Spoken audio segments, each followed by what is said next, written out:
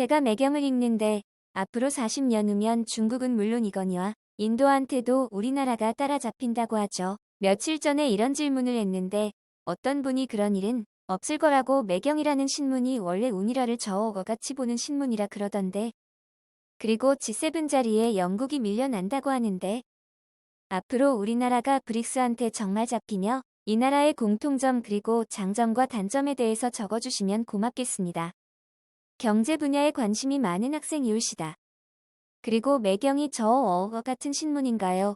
전보다는 좋을 것 같아서 구독해서 보는데. 안녕하세요. 지식들지기입니다. 먼저 답변 드리기 전 이미지 저작권상 화면과 음성이 고르지 않은 점 양해 바랍니다. 영상을 끝까지 시청해 주시고 좋아요 한 번씩 눌러주세요. 영상을 만드는 사람에게 큰 힘이 됩니다. 답변 드리겠습니다. 브릭스라는 신조어는 미국 증권사 골드만삭스에 의해 만들어졌다네요. 브라질, 러시아, 인도 그리고 중국의 영문 머리글자를 딴 것으로 2050년에는 이들 4개국이 선진 7개국에 포함될 것이라고 전망했고 그중 중국은 2041년을 기점으로 국내 총생산 규모에서 미국을 능가하는 세계 최대 경제대국이 된다고 점쳤다네요. 브릭스에 대해 기사가 있는데 일단 알려드릴게요. 브릭스 경제란 1. 최근 언론에 브릭스란 말이 자주 등장함을 볼 수 있다. 이는 곧 브라질, 러시아, 인도 그리고 중국 네 나라를 가리키는 영문 첫자를 따 만든 말이지만 이들 네 나라 경제가 최근 들어 세인의 이목을 끌 괄목할 성과를 올리게 되자 사람들이 문제로 삼게 된 것이리라. 2. 경제 쪽에서 이런 용어 구사는 이전에도 몇 번 있었다. 1970년대 전반 OECD는 소위 신흥공업국 이는 1988년에 신흥공업 경제로 이름을 바꾸게 됨란 용어를 만들어 지금까지 경제학계에서 널리 사용케 하였으며 또 80년대 말에는 동남아의 태국, 말레이시아 등이 무서운 속도로 성장, 앞서가는 한국, 대만 등을 뒤쫓게 되자 이들을 준닉스로 부르게 되자 당사국에서는 이준. 그러나 이 용어는 얼마 후 터진 동남아 금융위기로 말미암아 널리 통용되지 못하고 흐지부지되고 말았다. 3. 중국 경제가 80년대 개혁 개방 이후 줄곧 연간 70%에 이르는 고도성장을 지속하고 90년대에 들어 인도 및 러시아 경제가 또한 고도성장의 동력이 붙고 최근 브라질 경제 역시 룰라 대통령 등장과 함께 경제 회복의 징조가 뚜렷해지자 말하기 좋아하는 국제 호사가들은 이들 경제를 묶어서 브릭스란 용어를 창출한 것으로 보인다. 4. 이들 사국은 그러면 어떤 공통점을 갖고 있는가? 우선 세계 중에서 인구나 면적에서 타의 추정을 불허할 만큼 엄청난 규모를 자랑한다는 점이다. 이들 사국을 묶으면 인구에서 세 42, 6%, 면적에서 28, 7%에 이를 정도이다.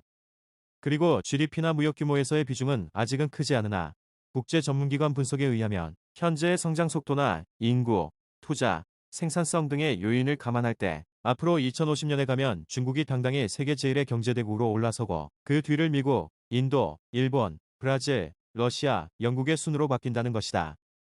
따라서 그때 가면 세계 G7 그룹은 이들 사국 중심으로 재편된다는 것이다. 표 브릭스 사국의 경제 규모 브라질, 러시아, 인도, 중국 합계 인구 17,600, 14,410, 4,612, 8,426, 5,000 면적 856, 1708, 329960에 3853 GDP 452, 4, 346, 5, 507, 6, 1317, 2623, 5 1인당 GDP 2567, 2405. 앞으로 적어도 10년간은 이들이 세계 경제 성장을 리드할 것이라는데 대체로 전문가들의 의견이 일치하는 것 같다. 앞으로는 시장의 크기와 자원 보유 상황이 성장의 주요 변수가 될 것이라는 점에서 이들 사국은 매우 유리한 조건에 처해 있는 것만은 틀림없다. 이미 중국은 PPP에 의한 국민소득 규모는 일본을 제치고 미국 다음으로 세계 2위이고 2025년에 가면 미국까지도 제치고 세계 제1위로 된다는 전망이 나오고 있으니 말이다. 그렇다고 이들 브릭스 사국 경제가 과연 그렇게 승승장구할 수 있겠는가?